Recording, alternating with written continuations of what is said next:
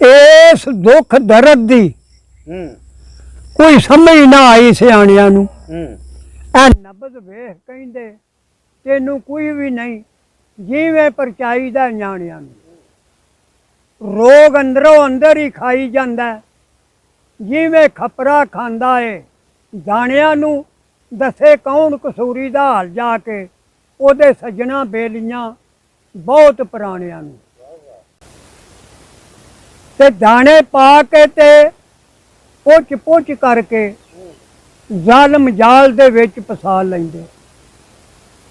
दिसे फर्क ना आलमा फाजलां च मत्थे रगड़ के अंज घसा लैंदे। सारी उम्र रुआंदियां रहन चंद दिन जो पहलां सहा लैंदे। कसूरमंद नस्ल दे असल बंदे गल साफ हो दस सहा लैंदे। ते वगे खुलक प्यार दी वाट ठंडी खुदी दी रवे ना बूंद अंदर। दुआ तू दूर वड्याई दे मुल्क तू लंघ अगे फिर झात पैंदी है उस जू अंदर। सिदक साबतां दी फड़ के तंद कच्ची आ लमक के वेह रूह दे खूह अंदर। अखां बंद कर निगाह दिले ते सट कसूरमंदा फिर सजना दी पैंदी है सूह अंदर। ते रखी होई किसे दे नाल कम आवे रखी होई नू कानू बिगाड़ना है।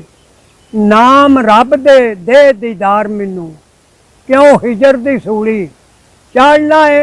लगी होई प्रीत नू तोड़ जानी और क्यों वरका वफा दा पालना है। जे जिउंदियां ना मिलियो कसूरमंदा फिर इदू पिछे तंबा की साड़ना है। ते मैनू समझ ना जालमा आई तेरी ओए अंज जालमा रूप बटा लिया।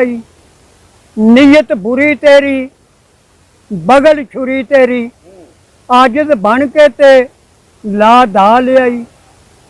आ लिफ लिफ आजदां दे वांग मैनू और मेरी गर्दन नू हथ क्यों पा लिया। आ चोरियां कसूरमंद नू चोरियां दस के ते विच पिंजरे दे जालमा पा लिया। तोबा तोबा इन्हां दे राहूं तोबा। आ पान इलम दी जिन्हां नू चढ़ी हुई है। तेज धार गफ्तार जबान रुखी बोल खुशक ते तबा सड़ी हुई है। अदब खुलक दे मुल्क तू गए वांझे बेखबर असद नक्की चढ़ी हुई है। अपने जिहा हजूर नू कहण कसूरमंदा कई गल भैड़ी इन्हां फड़ी हुई है।